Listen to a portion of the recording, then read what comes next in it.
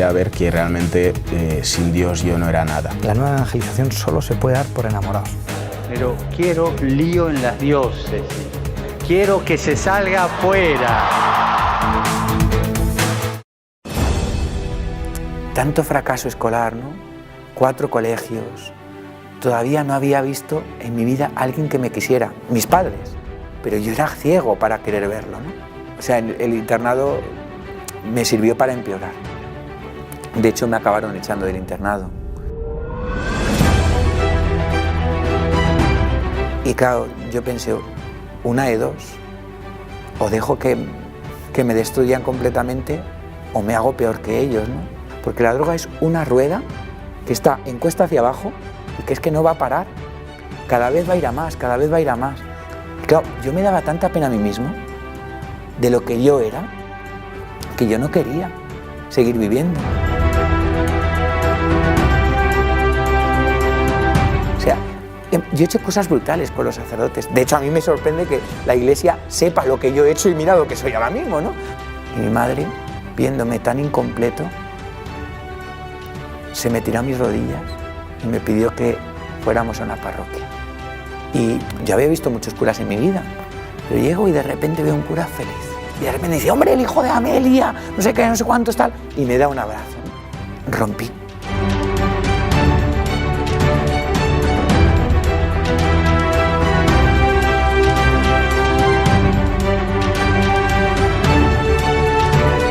Soy Ramón, llevo 6 años de sacerdote, a punto del 7º, bueno, todavía queda, en octubre.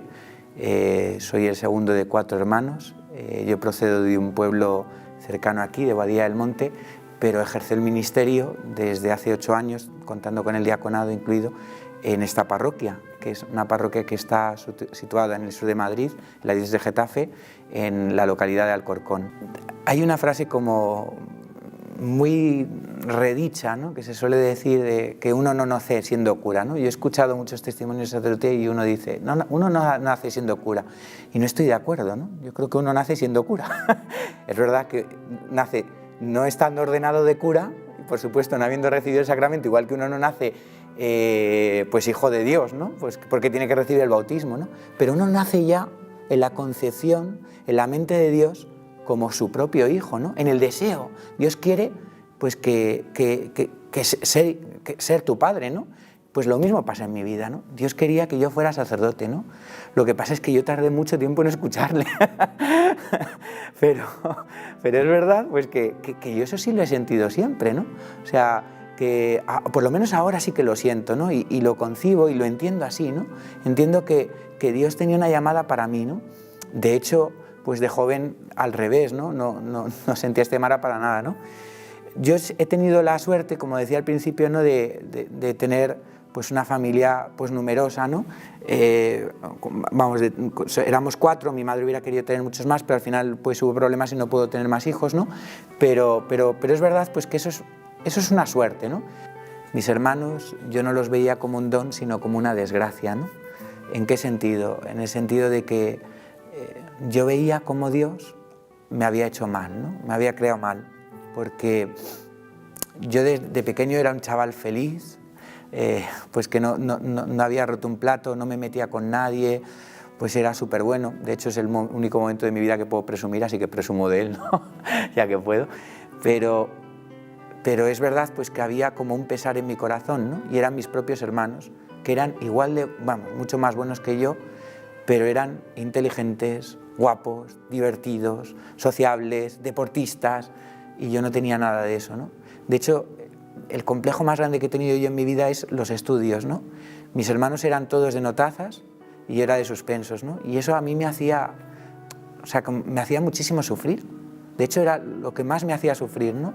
El ver la poca inteligencia que yo tenía, el ver que no era capaz de enfrentarme contra los exámenes, los estudios, y luego la gran timidez que yo tenía. Yo era bajito, gordito, encima súper tímido, encima se me daba súper mal el deporte, o sea, como que veía a mis hermanos revestidos de dones y decía, joder, conmigo lo has hecho mal, Señor, conmigo lo has hecho mal, ¿no? O sea, tardé tal vez un tiempo en decir estas cosas a Dios, ¿no? Porque al principio, pues el Señor al revés, era mi amigo, ¿no? Y así me había enseñado mi madre a tratarle, y así yo quería tratarle, ¿no? Y así veía que él me trataba. Pero este complejo pues se iba creando cada vez más grande, también un poco por sentirme solo, ¿no? En casa al revés, me sentía súper lleno, ¿no? Sentía que tenía muchísimo, ¿no? Pero a la vez sentía pues que mis hermanos pues traían sus amigos a casa, yo no tenía con quién compartir, ¿no? Y luego pues hubo muchos sucesos, ¿no? Pequeños sucesos que fueron muy determinantes, ¿no? Uno de ellos tal vez el más determinante, ¿no? Entró un chaval, éramos todavía enanos, no tendría yo más de 7, 8 años, no me acuerdo, ¿no? Pero entonces un chaval que tampoco se le daba muy bien el deporte. Y bueno, pues empezamos a hablar de cosas que nos gustaban, yo qué sé, de videojuegos, lo que fuera, ¿no? Empezamos a tener mucha amistad. Era un chaval con muchos problemas. Creo recordar, porque ya es hace muchísimos años, que pues sus padres habían sufrido pues varios divorcios. Él tenía pues creo que un padrastro que además, si no recuerdo mal, también como que le pegaba, o sea que era un chaval pobrecillo, o sea que es que encima había sufrido lo indecible, ¿no? Pues era un chaval que se aprovechaba de mí, ¿no? Y claro, a mí en ese sentido como que me reventaba un poco, ¿no? Porque yo decía, joder, o sea, yo te estoy dando todo y lo que recibo de ti es esto. Pero como estaba tan ciego por el hecho de tener, yo en el fondo buscaba el afecto de los demás, ¿no? Y me rebajaba hasta donde hiciera falta porque alguien me quisiera, por ser alguien, ¿no? Por ser alguien, ¿no? Y entonces estaba ciego, no quería ver pues que este chaval pues en el fondo se aprovechaba de mí. De hecho, un día rompí un trabajo que tal vez para mí ahora mismo no es importante, pero para un niño de 7 años lo era, ¿no? Rompí un trabajo enorme de clase que llevábamos muchísimo tiempo haciendo y tal, no sé qué, y claro, me echó las culpas a mí, ¿no? Yo de hecho le defendí delante de la profesora diciendo este no ha sido y tal, y cuando todo el mundo me acusó a mí y me enteré de que era él el que me había acusado a mí, claro, el corazón se me partió en dos, ¿no? Me acuerdo que era súper chaval, pero me acuerdo que perfectamente ese día dejé de creer en Dios, ¿no? Porque dije, Señor, yo he seguido lo que tú me has dicho. Mamá me ha enseñado a que seguirte es amar al otro sin condiciones. Y lo he intentado, pero lo que recibo es que la gente no me habla, que la gente no le gusto, que la gente me pega, me insulta, y encima el chaval al que yo he dado mi corazón me hace esto, ¿no? Digo, pues no, mira, yo quiero ser egoísta. Yo quiero ser como el mundo me dice, ¿no? Sé que tal vez pueden parecer razonamientos como demasiado elevados para un niño de 7 años, pero de verdad que siento que lo que os estoy contando es así. O sea, que es que yo en ese momento sentí, tal vez no con las mismas palabras con las que la expreso hoy con 33 años, pero sentí todo esto en ese momento. De hecho, me acuerdo que estaba cercana a mi primera comunión y ya no había ilusión por recibir a Jesús, ¿no? Porque sentía o que Jesús no existía o que Jesús era un traidor, ¿no? Una de dos, ¿no? Y que a otros se había revestido de una serie de oportunidades que a mí no me había dado, ¿no? Y por eso, pues empezó en mí una etapa muy egoísta, ¿no? Miraba solo por mí mismo, ¿no? Y también con mucho odio, ¿no? Como entendiendo que de los demás solo se podían sacar cosas, no que en el fondo se podía dar, ¿no? Yo tenía que rodearme de gente que me aportara algo, ¿no? No a la que yo pudiera aportar, ¿no? Entonces empecé a ser selectivo en las amistades, ¿no? En el sentido de que me empecé a juntar con la gente que fuera de mi clase. Y en ese momento pues, me empezó a gustar el monopatín, el hip hop, el rap, el graffiti, todas estas cosas. De hecho, se me empezó a dar un poco bien todo este mundo, ¿no? Pero claro, este mundo también está rodeado muchas veces de muchos rostros, ¿no? De muchas caras, ¿no? En el fondo, yo creo que cuando uno entra a la adolescencia, como que uno se pone la careta de lo que uno espera ser, ¿no? Y de lo que uno no llega a ser. Por eso yo creo que la adolescencia es un momento en el que uno nunca se siente del todo saciado o nunca lleno, ¿no? Porque claro, tú eres otra persona, tú no eres esa persona. Entonces, por mucho que quieras darle a esas personas y la gente admire a esas personas, a esa persona que tú te has proyectado, nunca en el fondo vas a sentirte querido porque tú no eres ese. Y eso es lo que a mí me pasaba. Yo cada vez era más esa persona que quería ser, pero en el fondo yo no era ese. O sea, por supuesto que esa apariencia la gente le tenía clarísima que yo era, que hacía creer a la gente que yo era esa persona, pero yo en el fondo no era esa persona. Por eso, el buscar el amor ahí tampoco me sentía querido, ¿no? El buscar el afecto, el buscar ser entendido, ser comprendido, ser valorado, no me llenaba, ¿no? De hecho, los estudios iban igual de mal. Y pues superé esa timidez pues desde una agresividad, ¿no? Desde una agresividad pues con los compañeros, con tal, todo en el fondo un mundo de apariencias, ¿no? Un mundo de caretas, ¿no? Como esas películas en las que aparecen pues las típicas fiestas en las que todo el mundo se pone un disfraz, una careta, ¿no? Yo iba todo el día con el disfraz puesto, ¿no? Entonces era agobiante, admito que era agobiante, hasta que uno más o menos se acostumbra, es agobiante tener siempre que dar la talla, ¿no? Tener que ser siempre otro tipo de persona. En el fondo es una doble vida, ¿no? Una doble vida, porque en el fondo mi debilidad no podía ser comprendida por el mundo, mi debilidad era un problema para este mundo, ¿no? Para la gente que me rodeaba, ¿no? Entonces, pues todo este tipo de causas hicieron que mis padres apostaran por un colegio religioso, ¿no? Viendo que ya me iba alejando, que todas estas cosas, ¿no? Y en el colegio religioso duré solo 3 meses, ¿no? Por 2 razones, ¿no? La primera, porque era un colegio religioso, eso me reventaba, ¿no? Y la segunda, porque era un colegio de pijos. Entonces era como todo lo contrario de lo que yo quería ser, ¿no? De hecho, me hace gracia, ¿no? Se lo digo muchas veces a la gente de la parroquia, ¿no? Odiaba los mocasines, ¿no? Me parecían los zapatos, y ahora los llevo todos los días, porque me parecen los zapatos más cómodos, pero me parecía como de una estructura, ¿no? Y yo en ese momento era como de todo tribus urbanas, ¿no? Y entonces estaban los pijos y no sé qué. O sea, en el fondo era un clasista, ¿no? Era un clasista porque no miraba el fondo de las personas, ¿no? Sino su apariencia, ¿no? Había entrado precisamente en lo que detestaba cuando era pequeño, ¿no? Había entrado en el mismo juego, ¿no? Y entonces eso como que me hizo cada vez más meterme en mí mismo, ¿no? Tener rencor, no quererme, ¿no? Cada vez me quería menos, pero a la vez pues seguía queriendo tener esta apariencia, ¿no? Y bueno, pues había un montón de problemas, pero entre ellos estaba pues el hecho de que no me llevaba con nadie, ¿no? Y de hecho todos los días era peleas con unos, peleas con otros. Pues es también un poco la época en la que pues también empecé a fumar, y entonces pues también como que eso me hacía como rodearme de compañías pues más peligrosas, ¿no? Luego también pues había como un odio muy grande hacia mis padres, ¿no? Entendía que mis padres no solo... De hecho, mis padres nunca me han exigido ninguna nota, es curioso, ¿no? Lo que yo me exigía no me lo exigían mis padres, ¿no? Pero entendía como que mis padres me habían llevado pues al infierno, y por eso les odiaba, ¿no? Les odiaba solo por ese hecho. Luego también había otro hecho en mí que me hacía como no valorar, ¿no? Y era pues el hecho de que había varios alumnos que eran muy cristianos, ¿no? Y como que querían acercarse a mí, ¿no? Querían ayudarme, me veían con problemas, y claro, a mí eso me reventaba aún más, ¿no? Me reventaba como que esa fachada como que fuera descubierta, ¿no?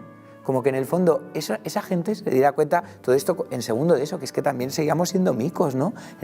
Estábamos estrenando la adolescencia, pues 13, 14 años, ¿no? Y sin embargo esos chavales eran capaces de ver más que yo, ¿no? Total, que pues pasaron muchas cosas, ¿no? Pero entre ellas hubo 2 determinantes que hicieron que yo me fuera de ese colegio, vamos, que me echaran, ¿no? Y fue una, pues que todo este proceso os lo cuento muy brevemente, ¿no? Pero yo cada vez iba alimentando más ira, más rencor dentro de mi corazón, ¿no? Entonces, pues hubo un día que odiaba todo tanto que se me fue la cabeza, ¿no? Cogí un bidón de gasolina, empecé a prenderlo por un pasillo y empezó a arder, no todo un edificio, pero sí parte de un edificio, ¿no? De hecho, tuvieron que venir los bomberos, ¿no? Y claro, era como acabar con eso, ¿no? Acabar con lo que yo odiaba, con lo que no conseguía, ¿no?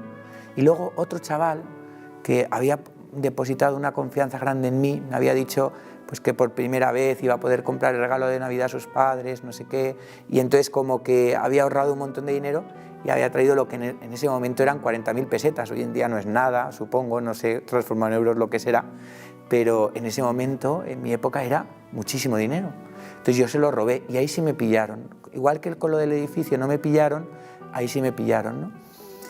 Y yo en el fondo era todo llamadas de atención, yo quería llamar la atención, yo quería ser protagonista, yo quería que los demás vieran que yo era el más valiente, el más grande, el más no sé qué, toda una fachada, ¿no? Y de repente me sentí indefenso, ¿no?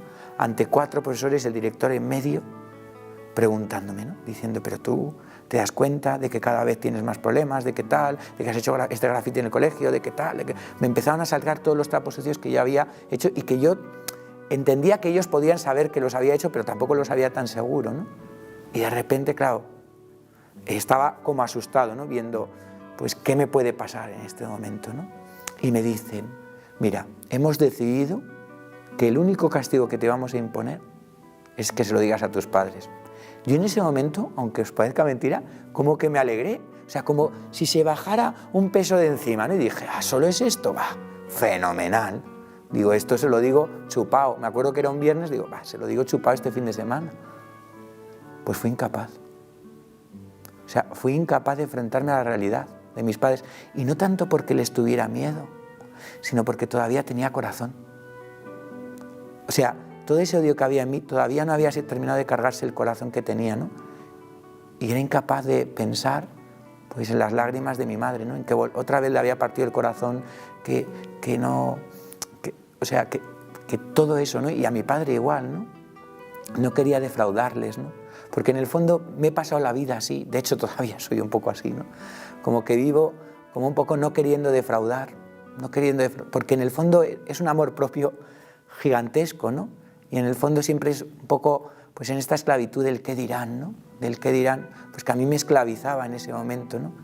Pero en ese momento también desde cierto amor, ¿no? Que tenía mis padres, porque al final mis padres en todo este proceso no habían dejado de quererme.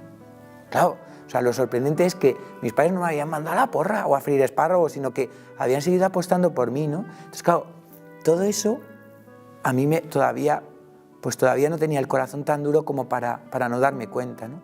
Total, que llegó el lunes, me preguntaron, yo dije que sí, que por supuesto que lo había dicho, llamaron a mi casa y se dieron cuenta de que no, por supuesto que no lo había dicho. Mi madre me recibió ese día en la ruta, pues como todos los días, nos recibía a mis hermanos y a mí, ¿no? Y lo primero que hizo, como siempre, fue abrazarme, ¿no? Pero en su rostro había algo distinto a lo de otros días, y es que ese día estaba llorando, ¿no? Ese día en su rostro había lágrimas, ¿no? Pero no eran lágrimas de decepción, no eran lágrimas de enfado, eran lágrimas de pena, ¿no? De tristeza, de amor, de querer darme más, ¿no? De sentirse incluso ella decepcionada tal vez con ella misma, como diciendo, quiero darle más, ¿no? Quiero ayudarle, ¿no? ¿Cómo puedo ayudarle, no? Tal vez le he dejado solo, ¿no? Entonces, claro, pues todo eso a mí me situaba en una posición, pues claro, que me hacía más indefenso aún, ¿no?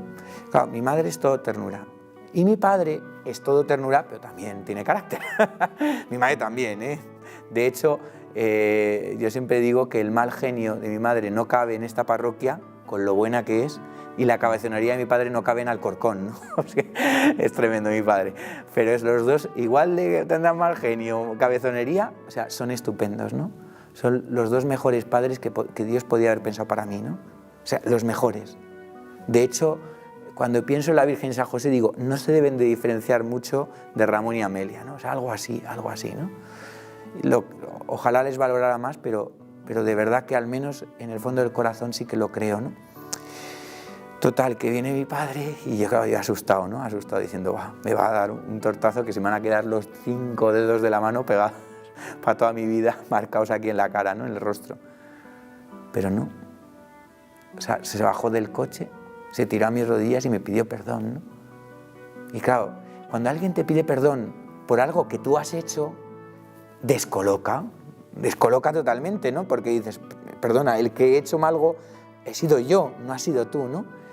Pero en el fondo ellos sentían que tenían que darme más, ¿no? Que tal vez me habían dejado solo, indefenso, que tal vez habían tomado las decisiones mal, que no sé qué. En el colegio no podía seguir, ¿no? Y entonces, bueno, en el colegio, gracias a Dios, me recomendaron otro sitio para seguir, ¿no? Había un reformatorio en Sigüenza, en la provincia de Guadalajara, se llamaba la Sagrada Familia, un colegio que estaba llevado por la diócesis, por curas, los mejores curas que yo he conocido en mi vida. pues para chicos con muchos problemas. Allí se llegaba pues no solo con los problemas que yo traía, ¿no? Sino con problemas mucho más graves, ¿no? Problemas de drogadicción, verdadera delincuencia, o sea, verdadero violencia de familias, violencia a veces real, ¿no? De todo, ¿no? De todo. Y pues claro, yo llegué allí y yo llegué con dos problemas, ¿no? El primero, que nunca había repetido. Es verdad que, como os he dicho antes, o sea, los estudios se me dan fatal, pero gracias a mis padres pues lo conseguí sacar todo en septiembre, ¿no? Pero la gente que había estado allí, de verdad, habían repetido como mínimo 2 o 3 veces, ¿no? Entonces, claro, yo era demasiado pequeño para los de mi curso, ¿no? Los que estaban en mi clase, todos me sacaban 2 o 3 años, ¿no? Y luego además yo llegaba con un problema añadido, y es que yo no llegaba desde el principio de curso, que es cuando empieza a conocerse la gente, sino llegaba ya casi a mitad de curso, ¿no? Bueno, después de Navidades, ¿no? Para el segundo cuatrimestre. Y claro, la gente ya se conocía, se trataba, yo llegaba como un novato, ¿no? Y encima como un niño, ¿no? Entonces, claro, esto hizo que la gente, pues otra vez más, me dejaran de lado, ¿no? Nadie quería hablarme, nadie quería tener trato conmigo, yo intentaba acercarme, veía que había grupitos ya hechos, y entonces, claro, yo me empezaba a sentir solo. Era la primera vez que estaba tanto tiempo de mi casa. De hecho, era la primera vez que veía la nieve, porque un tío, pues de Madrid, como yo, pues claro, no habíamos visto la nieve más que si íbamos a la sierra, y de repente llego a Sigüenza, todo lleno de nieve, con unas estalactitas de hielo en tremendas. Entonces, claro, hasta el mismo lugar era como difícil. Yo dormía con otros 7 personas en una habitación, yo estaba acostumbrado pues a dormir como mucho con mi hermano, entonces claro, era todo muy distinto, ¿no? O sea, el internado me sirvió para empeorar. De hecho, me acabaron echando del internado. En el internado me sirvió para empeorar por un motivo, ¿no? Porque al sentirme tan solo, también como que sentía mucho miedo, ¿no? Sentí miedo por 2 cosas. La primera por sentirme solo, y la segunda por lo que yo veía ahí, ¿no? Claro, yo había llegado a unos puntos pues ciertamente peligrosos, pero claro, allí verdaderamente era un peligro vivir, porque o sea, se veían pistolas, navajas, drogas de todo tipo. Claro, yo había probado los porros, pero yo no había visto nunca cocaína, heroína. Claro, todas esas cosas a mí me asustaban. Me asustaban, ¿no? Porque todavía me daban como cierto respeto. Luego estudiábamos con internado con chicas, ¿no? No os queréis imaginar lo que pasaba en los baños, ¿no? Claro, en ese momento hasta para eso era un poco inocente, ¿no? Entonces era todo como una situación que me superaba por todos los frentes, y esto me hacía llorar por las noches, ¿no? Y claro, los 7 compañeros pues no tenían cierta piedad conmigo, ¿no? Al revés, pues fueron a por mí, ¿no? Entonces, claro, al principio era solo reírse, luego era solo pegarse, y luego cada noche era intentar pues que no abusaran de mí. Claro, porque es que hasta en eso pues había una degeneración tremenda, ¿no? Entonces ya ahí perdí toda la inocencia que tenía, ¿no? Y claro, yo pensé, una de dos, o dejo que me destruyan completamente, o me hago peor que ellos, ¿no? Y escogí la segunda opción. ¿Cómo? Pues a través de lo más sencillo, de las drogas. Las drogas siempre es el camino más sencillo, ¿no? Porque es el camino de destruir tu vida más sencillo, ¿no? Te da un prestigio enorme, te da dinero, a mí me daba mucho dinero. De hecho, traficar con ellas me daba muchísimo dinero y mucho prestigio. Entonces tenía a la gente comiendo de mi mano, ¿no? Y yo, como para lo malo he tenido más labio que para lo bueno, pues claro, no te das cuenta de que te empiezas a enganchar. Porque la droga, no todo el mundo te lo dice. De hecho, yo muchas veces lo digo a los chavales de mi parroquia. Digo, ¿vosotros creéis que un porro es lo menos peligroso del mundo? Pues claro, comparado con la cocaína o con las pastillas o con la anfetamina, pues por supuesto que es mucho menos peligroso. Digo, pues a mí es la droga que más miedo me da, porque detrás de esa vienen todas. De hecho, todavía no he conocido a un solo cocainómano o a una persona que haya acabado con las jeringuillas que no me ha dicho que lo primero que se probó en su vida fue un porro. No he conocido a nadie. Y he enterrado ya a varios amigos por sobredosis. Entonces, claro, sé por dónde va este mundo y lo conozco muy bien. Y me da pena pues, que la sociedad no dé ningún valor a esto y que parezca una cosa ya tan normal. Porque la droga es una rueda que está en cuesta hacia abajo y que es que no va a parar. Cada vez va a ir a más, cada vez va a ir a más. Y en mi caso es así. De hecho, me daba tanto prestigio que cada vez me animaba más, aparte del gusto o el placer que podía suponer esto, ¿no? Luego me hacía olvidarme de quién era. Claro, porque en el fondo a mí me hacía sufrir quién era. No solo quién era, sino además hasta la misma máscara que yo presentaba. Todo me hacía sufrir porque todo era incompleto. En el fondo, como no había amor, detrás de ninguna de estas cosas no podía haber nada real. Claro, cuando todo es ficticio, cuando no hay algo real, cuando todo es de ciencia ficción, al final nunca llegas a ver que te llena, que te completa, ¿no? Entonces, claro, todo esto iba en detrimento. Entonces, en tercero de eso, hubo una intentona de echarme, pues porque también pinté un tren lleno de grafitis, me pillaron con temas de drogas y tal. Nosotros íbamos en un tren desde Chamartín hasta Sigüenza, me pilló la policía, bueno, todo esto se paró. De hecho, esos son otros momentos en los que es inevitable hablar de mis padres, porque otra vez más tuve que coger el teléfono y otra vez más tuve que llamarles. Y el viernes aparecieron. Y claro, yo pensaba, claro, estamos hablando de drogas, estamos hablando de la policía, estamos hablando de grafitis en un tren, digo, son cosas muy serias. De hecho, había muchos problemas con algunos que me había pegado, que no sé qué tal, o sea, eran cosas muy serias, ¿no? Decía, ahora sí que el guantazo lo tengo bien merecido. Pues otra vez me volví a sorprender, ¿no? Recordar el capítulo 15 del Evangelio de Lucas cuando nos cuenta Jesús la parábola del hijo pródigo, el padre que se tira a las rodillas del hijo, le besa efusivamente. Yo es que eso lo he vivido. Esos son mis padres, pero no una vez, sino esta es la segunda y todavía quedan muchas más, ¿no? En cuarto de eso me volvieron a pillar con temas de droga, pasó exactamente lo mismo, mis padres a mis rodillas, ¿no? Queriéndome, queriendo quererme, pero yo era incapaz de verlo, ¿no? Total, que ya tuve que abandonar ese colegio y me vine a estudiar otra vez a Madrid, ¿no? Cuarto colegio, otra vez más, volver a hacer amigos, todo tal, ¿no? Y me volvieron a pillar con temas de droga. Pero esta vez me echaron y ya se suponía que era para siempre, ¿no? Claro, tanto fracaso escolar, ¿no? 4 colegios. Todavía no había visto en mi vida a alguien que me quisiera. Mis padres. Pero yo era ciego para querer verlo, ¿no? Entonces, todavía nunca, ¿no? Y yo no había querido todavía a nadie. Entonces, claro, llegas a un momento en la vida, yo no tenía más de 16 años, en los que de repente dices, ¿esto es la vida? Porque a mí me habían dicho otra cosa. Y entonces sientes que, ¿para qué seguir? O sea, la idea, además es que no te abandona.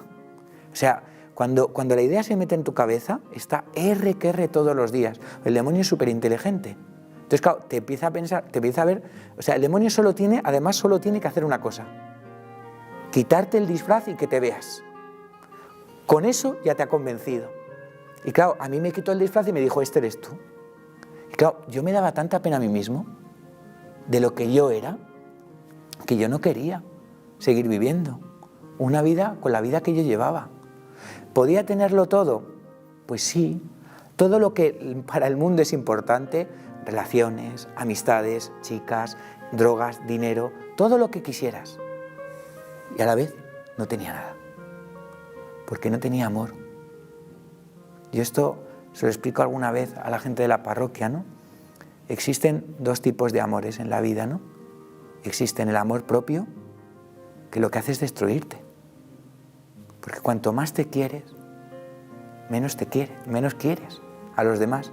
Y luego está el otro tipo de amor, ¿no? Que es el no quererte.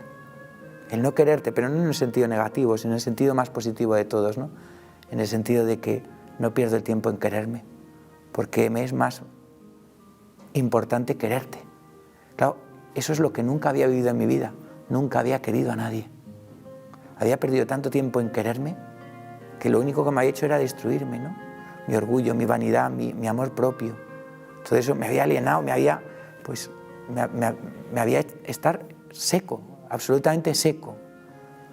Entonces, claro, te ronda la cabeza, ¿no? Y el demonio te ronda y te ves que en el fondo, si la gente supiera quién es, si la gente supiera tus pensamientos, si la gente supiera tus pecados, si la gente supiera lo rencoroso que eres, si supiera lo que te pasas el día juzgando, si supiera quién eres, lo impuro que eres con el pensamiento, no te querría.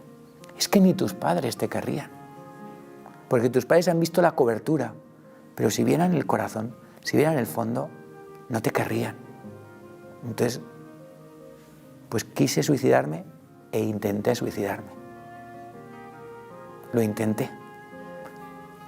Pero Dios puso en mí 2 ángeles, que fueron mis padres. Rezaron, hicieron penitencia, mis hermanos, igual. Y mi madre, viéndome tan incompleto, se me tiró a mis rodillas y me pidió que fuéramos a una parroquia. Había un sacerdote muy joven, muy bueno, que podía ayudarme y tal. La parroquia todavía no estaba ni construida, era un barracón de obra en Boadilla. Y claro, yo llego y yo había visto muchos curas en mi vida, pero llego y de repente veo un cura feliz. Feliz.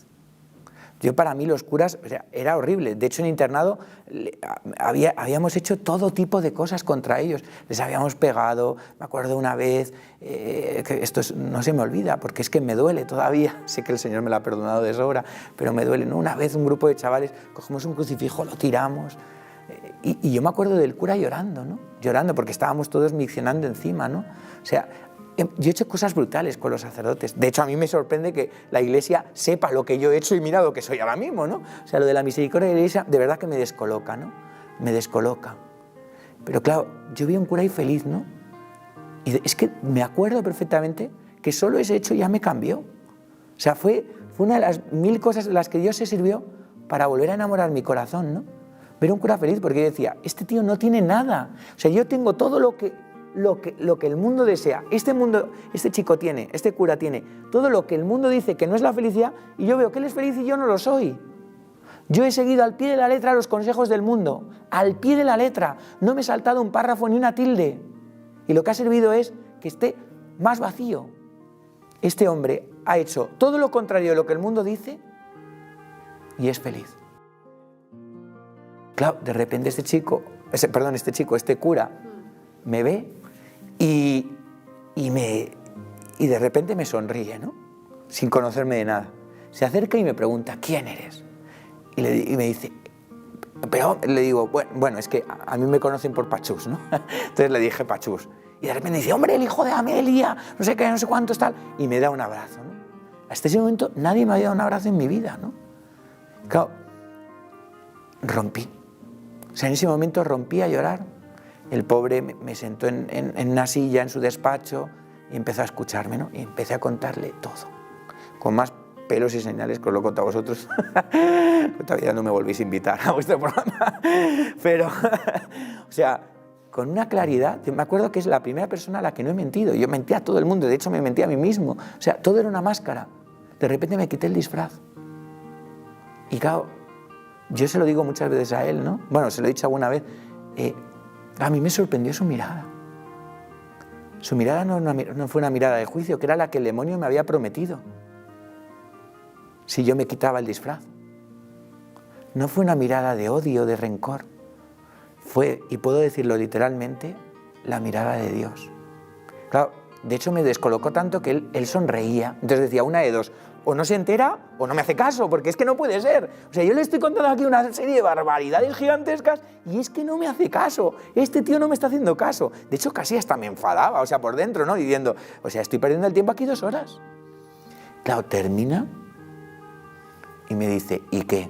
Me dieron unas ganas de reventarle la cabeza a palos, porque, con perdón, porque no tengo otra expresión, de cogerle del cuello y estrangularle y decir, o sea, verdaderamente me has hecho perder el tiempo. Pero cuando completé su frase lo entendí todo, ¿no?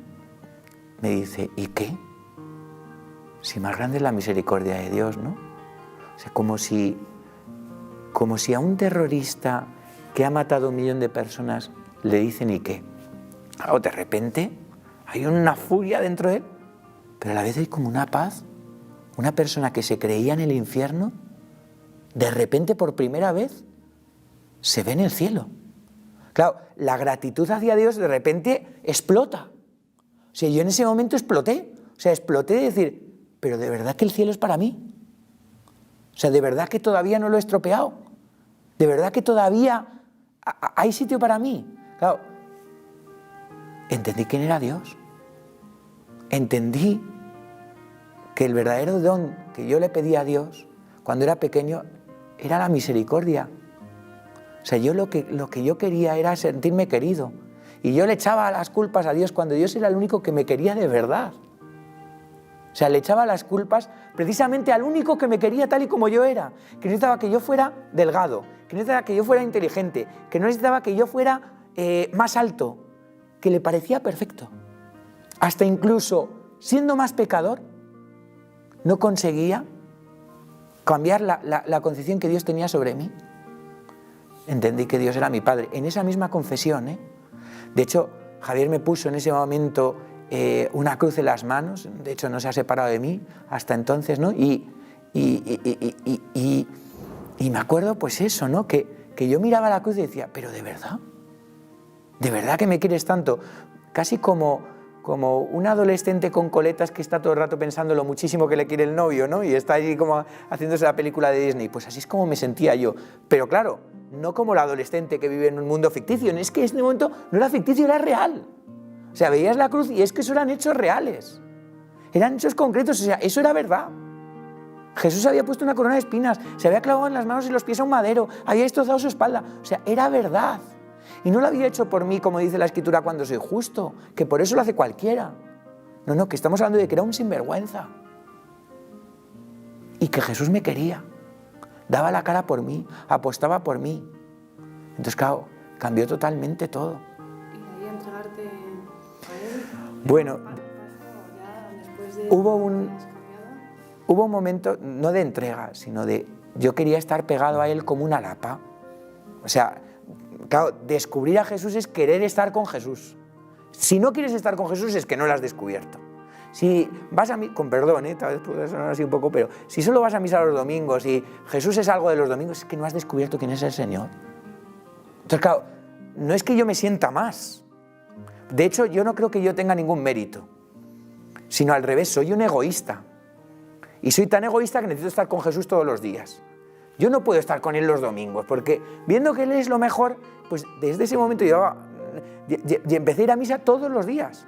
Me acuerdo que eso sucedió un 21 de diciembre del año 2001, a las 7 de la tarde, la misa a las 8:30, y desde ese día te puedo decir que he comulgado todos los días de mi vida. De no hacerlo en muchísimo tiempo, hacerlo todos los días, porque yo entendía que, claro, que ese Jesús luego me lo podía comer. Claro, cuando este cura encima me explicó que luego podía ir a misa, podía comulgar, podía recibirle, claro, como para no hacerlo a diario. Entonces, claro, de repente empezó una relación con Dios totalmente distinta. Empecé a comulgar todos los días, empecé a tener dirección espiritual con este sacerdote. Cada vez que pecaba, la iglesia me decía, no te preocupes, te dejo que te confieses. Y yo decía, Dios mío, ¿pero esto ha estado siempre así? Los curas que les había visto 1000 veces ponerse a confesar y no entendía lo que estaban haciendo, que estaban para mí, para que si yo hubiera tenido un error, de repente podía recibir otra vez el abrazo de Dios, su misericordia, que esto no se agotaba. Mira que he intentado cansar a Dios con mis pecados, no hay manera de cansarle. Que no hay manera. De hecho, no he cambiado absolutamente ninguno de los pecados de los que me confesé hace 16 años. Y aún así, mira, todavía cura y aún así me quiere. Me quiere, aún siendo tan soberbio, aún siendo tan vanidoso, aún buscándome en todo lo que hago, hasta en esta misma entrevista. O sea, en todo, y el Señor me quiere. Apuesta por mí, ¿no? Entonces yo empecé a apostar por Él. En la oración, en la dirección espiritual, la confesión, en tal. La parroquia éramos 2 gatos, pero yo no salía de allí. Claro, eso me hizo dejar todas las amistades porque entendía que si volvía a ese mundo, perdía a Jesús. Y Jesús ya era tan importante y no podía perderle. Jesús no había querido perderme. Por eso se ha ido a una cruz. Yo no quería perderle. ¿no? Entonces aposté por Él. Y claro, en ese discernimiento pues yo me iba enamorando. Y este cura como que veía una vocación en mí. Claro, me parecía imposible. O sea, de dónde me había sacado el Señor era imposible. Además, ¿qué tenía yo que ofrecer al mundo? Yo no tenía nada que ofrecer. Claro, en ese momento era tan vanidoso que no me daba cuenta de que el sacerdote no ofrece nada.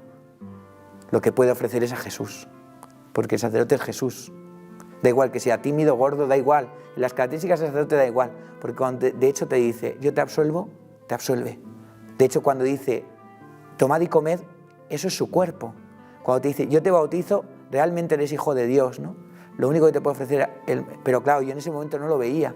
Yo veía pues, las capacidades que se suponía que tenía un cura, que luego Dios se ha cargado todo ese esquema. Me ha dicho que no vale para nada. Que o está Él en el esquema o yo no le puedo ofrecer nada al mundo, ¿no? Y entonces, en ese sentido, pues claro, sí es verdad pues que que hubo una cosa que cambió en mí. Y es que ser cura no me hubiera importado que el Señor me lo hubiera pedido, o sea, porque me lo pedía Él. Tampoco creía que me iba a ser más feliz siendo cura. De hecho, los curas en ese momento para mí tenían una gran estima y me encantaba estar con cualquier sacerdote.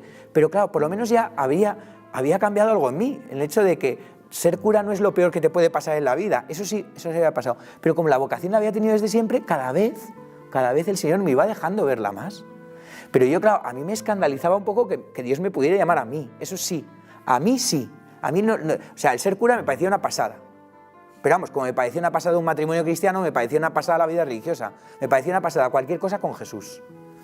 Entonces, en ese momento, pues, habían pasado 6 meses. O sea, es que solo 6 meses, desde que yo había no convertido, porque en eso todavía estábamos, pero sí reconocido que Jesucristo existía y que me quería. Y entonces estábamos, pues, en un día 5 de mayo, año 2002, y me acuerdo que empiezo a leer el pasaje de Lucas en la que aparece la pesca milagrosa por primera vez en la llamada de los discípulos, ¿no? Y yo nunca me había sentido tan como Pedro, diciéndole a Jesús, apártate de mí que soy un pecador. Porque en el fondo yo me vi tan reflejado en Pedro y digo, es que este soy yo. Soy el que se ha subido Jesús a su barca y le he dicho, le ha puesto en ridículo delante de todo el mundo, Señor, hemos estado pescando toda esta noche, tú no tienes ni idea, pero bueno, para que te quedes tú mal, en tu nombre he hecho las redes. Así sentía que había sido mi vida hasta ahora, hasta ese momento, ¿no? Y de repente ver que Jesús había dado frutos y sentir que yo le decía, apártate de mí que soy un pecador, Jesús, o sea, si es que no soy nadie. O sea, sentía que ese pasaje estaba para mí. Pero claro, de repente escucho, no temas, a partir de ahora serás pescador de hombres. Y siento que estas palabras en mi corazón estaban escritas desde siempre. Y de repente vuelvo a leer y el Señor me lo vuelve a dejar claro. Vuelvo a leer y el Señor me lo vuelve a leer, pero así como 10 minutos, diciendo, no puede ser, me lo estoy inventando. O sea, he tenido una sugestión, estoy en los mundos de Yupi. O sea, no puede ser, es que no puede ser. Literalmente no puede ser que estas hermanos que tantas veces han negado a Jesús cojan un día a Jesús en la Eucaristía, que perdone los pecados. Es imposible. Pero ¿cómo me puedes querer regalar tanto, Señor, si yo no soy nadie? Yo no soy nadie. Claro, todavía seguía con esa mente de que el amor hay que cobrarlo. Y claro, Jesús todo el rato me está diciendo que el amor es gratis. Que para amar solo hace falta solo hace falta una cosa, que tengas un corazón gratuito. Porque de hecho, si cobras por el amor ya no es amor. Si buscas en el otro algo para ti, ya no es un amor tan puro como el que el Señor busca en mí, ¿no? Y el Señor me estaba amando así, en una gratuidad enorme. Me había dado ya todo, si es que ya me había dado todo, me había dado el perdón de mis pecados, que con eso me habría bastado. Y de repente me da una vocación al sacerdocio. Claro, yo primero me sentí pequeño, inferior, o sea, todo lo que... pero a la vez como tan agraciado, decía, joder, ¿cómo te voy a decir que no? ¿Cómo te voy a decir que no a mi felicidad? Pero no fue eso solo la respuesta, ¿no? Sino que sentía que si le decía que no, no solo me ganaba mi infelicidad, sino que ganaba su infelicidad. Y creo que eso fue lo que me hizo decir que sí. Le veía triste si le decía que no. Veía que él le hacía feliz que yo fuera cura, que yo fuera de él, que yo estuviera consagrado, que mi vida fuera suya, como un esposo que le pide la novia a su esposa. O sea, no solo se la pide para hacerla feliz, sino porque sabe que su felicidad es esa mujer. Y yo sentía que la felicidad de Jesús era yo. Entonces, claro, ¿cómo le iba a decir que no? ¿Cómo le iba a decir que no? No podía decirle que no. Entonces, le dije que sí, ¿no? Al principio pensé que me había vuelto loco, llamo a Javier me dice, pero tío, si esto lo pensaba yo desde hacía muchísimo tiempo, tal. Y dice, no me lo puedo creer. Se lo digo a mis padres, mi madre llorando, pero de feliz, mi padre igual, mis hermanos también. Una preciosidad.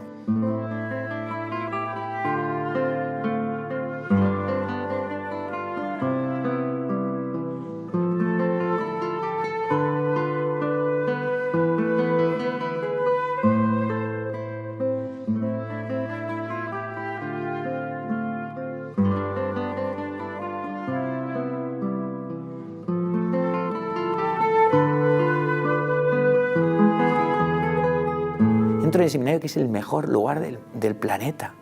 O sea, la gente pierde el tiempo yéndose a ver, yo qué sé, el Everest, diciendo esto es la maravilla del mundo, o las 7 maravillas, las pirámides. Que se vayan al seminario de Getafe, por favor. O sea, o a cualquier seminario del mundo. Es el lugar más precioso, aunque sea todo ladrillo. Y bueno, en mi seminario no me puedo quejar, que está en Cerro de los Ángeles, ¿no? O sea, que es un lugar precioso. O sea, lo que yo veía ahí era una preciosidad, cómo se amaba al Señor. Yo ahí empecé a descubrir pues también un montón de cosas en el trato con los demás. Cuando luego entré al seminario han sido 10 años de mi vida que no cambio, es que no cambio. Cada seminarista que ha estado allí, que ahora muchos son compañeros míos sacerdotes, ¿no? O sea, todos mis formadores eran verdaderos padres. Fue una preciosidad tener todos los días la celebración de Eucaristía, el sagrario, todo. Vivir con un sagrario, a mí me parecía alucinante. O sea, que en mi casa había un sagrario. Ahora ya es un poco más común, pero que en mi casa había capilla, o sea, me parecía alucinante. Yo antes tenía que salir de mi casa para ir al sagrario más cercano, que estaba 10 minutos andando, en mi propia casa, accesible a la hora que quisiera. Me levantaba a las 2 y estaba ahí el Señor. O sea, entonces me parecía alucinante, o sea, pero alucinante, me parecía el mejor lugar del mundo, el mejor. Y es verdad que me costó muchísimo, porque los estudios me costaron un porrón. Me costó muchos años, repetí varios años, gracias a varios seminaristas, uno de ellos en concreto, que siempre le daré las gracias. O sea, realmente, pues pude sacarlo poco a poco, ¿no? Poco a poco. Pero me daba igual, es que me daba igual repetir, me daba igual. Yo decía, pues un año más en el seminario, pues un regalo más, ¿no? Y ya se iba acercando el momento de la ordenación y decía, Dios mío, pero ¿cómo me voy a ordenar yo? ¿Pero qué le voy a ofrecer yo al mundo, Señor? Si es que te ofrezco a ti, pero si es que voy a ser súper mal cura, si es que soy súper infiel en todo, veía mis pecados, veía tal, pero a la vez veía que la Iglesia decía que sí, que tenía vocación, que sí, que me ordenara, que sí, y es la Iglesia. Gracias a la Iglesia yo me he ordenado. Si no, tal vez por mis complejos y mis afectividades desordenadas no me hubiera ordenado, ¿no? Porque en el fondo me daba miedo ser mal cura, ¿no? Había incluso visto pues, a curas que habían dejado el ministerio, que habían dado escándalos. Decía, ¿cómo voy a hacer yo esto, no? Por la Iglesia. La Iglesia se me dice un cura santo, no un cura mediocre. Pero a la vez veía la llamada de Dios y la llamada de la Iglesia. Y claro, no dudo pues que también yo quería decir que sí, ¿no? Y entonces me ordené. Y celebrar la misa fue alucinante. O sea, fue alucinante. No solo poder comulgar, sino poder celebrar. O sea, a mí me parece alucinante, incluso cuando le cojo con mis dedos, o sea, consagro, me parece alucinante. O sea, realmente siento un poco eso que decía el cura de As, ¿no? Que decía que cuando consagraba, miraba al Señor, decía, Señor, es que si supiera que tú y yo no vamos a pasar la eternidad juntos, ahora ya no te suelto. Y a la fuerza la tenemos que pasar. O sea, verdaderamente es que tengo a Dios en mis manos. Puedo obligarle a pasar conmigo el cielo, aunque sea un pecador. De hecho, no le suelto y ya está. Tenemos que pasar la eternidad juntos, a la fuerza. O sea, a mí me parece tan alucinante eso, que Dios lo haga a través de mis manos. O sea, me parece alucinante. La confesión, los sacramentos. Pero lo que más alucinante me parece es ser suyo. De hecho, es lo que más ganas me daba en el seminario. No tanto, tal vez la misa era lo que más ganas me tenía, pero más que la misa, de todas las cosas que sabía que iba a hacer de cura, era ser de Dios, ser de Él, ¿no? Porque yo quería responder a su amor, ¿no? Aunque fuera con mi vida llena de pobrezas, llena de miserias, llena de limitaciones, pero yo había visto que Él me quería sin disfraz. Pues yo no quiero darle mi vida a nadie, de hecho, ni a una mujer ni a nadie, porque entendía que Él, era Él al que yo quería darle la vida, ¿no? Y así han sido pues 7 años preciosos, ¿no? En los que pues Dios ha actuado otra vez mío, ¿no? Yo todavía me sigo sorprendiendo. O sea, me sigo sorprendiendo de que pueda ser capaz de hacerlo. Muchas veces se lo digo a la gente, ¿no? Digo, tampoco es tan sorprendente. Si es capaz de hacer lo que hace un trozo de pan, pues también con un trozo de carne podrá hacerlo, ¿no? Es Dios, puede hacerlo, es Dios. Es otra de las 1000 demostraciones de las que es Dios, ¿no? Pues si es capaz de hacerlo a través mío, es Dios. Porque yo no soy capaz. Él sí, yo no. Él es capaz, ¿no? Entonces, es otra vez más, pues... Es que vivir un día siendo cura y no sonriendo es muy difícil. De verdad. Creo que aun cuando he tenido sufrimientos, muchísimos, no lo dudo, la parroquia es un lugar en el que se sufre también mucho, porque sufres por las personas, sufres por sus incomprensiones a veces, por sus divisiones, porque no ves comunión, tal. Hay momentos en los que te duele, pues como un padre que tiene a sus hijos, ¿no? Te duele. Pero es que, ¿cómo no sonreír? Yo digo, si es que si me quitaran la misa, entonces sí que no sonreía tal vez. Pero teniendo la misa, es que te da igual, o sea, que te traigan todo. Y eso que mi capacidad de sufrir es un 0 a la izquierda, o sea, me quejo cada 2 por 3, ¿no? Todo. Y ves cómo el Señor te sostiene en la iglesia, te sostiene en los sacramentos, te sostiene en la comunidad, ¿no? Yo además estoy pues en una comunidad que me sostiene, mi grupo de curas me sostiene, ¿no? O sea, voy viendo cómo el Señor pues poco a poco va haciendo en mí, ¿no? Incluso pues ahora que cada vez me voy viendo peor cura. O sea, que al principio como era un ciego y no sabía lo que era un cura, pues bien, pero incluso ahora pues veo cómo Jesús apuesta por mí, ¿no? Y todos los días veo cómo va haciéndome santo, cómo al revés, cómo ha puesto un camino para que yo pueda crecer en la fe. Me veo con una incapacidad muchas veces ante 1000 cosas y sin embargo veo cómo el Señor actúa, ¿no? O sea, veo los milagros del Señor, ¿no? Veo realmente pues que Dios existe, que está vivo, que me quiere. No sé, mi vida es como, podría definirlo en una palabra, ¿no? Como un milagro, o sea, como un milagro, todo continuo, todos los días, ¿no? Y cómo no ser feliz ante un padre que me quiere tanto y luego la madre, que es que ya es la otra repasada. O sea, verdaderamente eso sí que ya fue pasarse 1000 pueblos, ¿no? Darnos a la Virgen. Ahora que es el mes de mayo yo lo pienso, ¿no? Lo fundamental que ha sido mi relación con ella, ¿no? A veces me duele hablar tanto de Dios y parece como que no hablo de ella al revés, o sea, es que estoy hablando todo el rato de ella al revés, ¿no? Porque es que ella va todo el rato al lado. De hecho, yo le doy gracias a Dios porque mi parroquia sea la Inmaculada, ¿no? O sea, no entiendo mi vida sin la Virgen, no entiendo, ¿no? Y a veces quiero ir solo al cielo por verla, ¿no? Porque al final a Jesús le puedo recibir aquí en la misa. Y supongo que la Virgen, los santos, por supuesto, todos están presentes en la misa. Pero también tengo unas ganas de abrazar a la Virgen, que es que me muero de ganas. Entonces, claro, como para no querer ir al cielo hoy, no mañana, hoy, en este momento, después de esta entrevista, ¿no? Poder ver su rostro, poder ver lo guapa que es que estoy convencido de que es más guapa incluso de lo que me imagino, que ya es lo que me imagino es bestial. Y su corazón, que no debe de caber, y yo qué sé, y el cariño que ella me tiene. O sea, a mí todo eso, no sé, el cielo debe ser una pasada. De hecho, es que me muero de ganas de ver lo que es eso, ¿no? Así que bueno, no sé, me he enrollado, pero vamos, todo.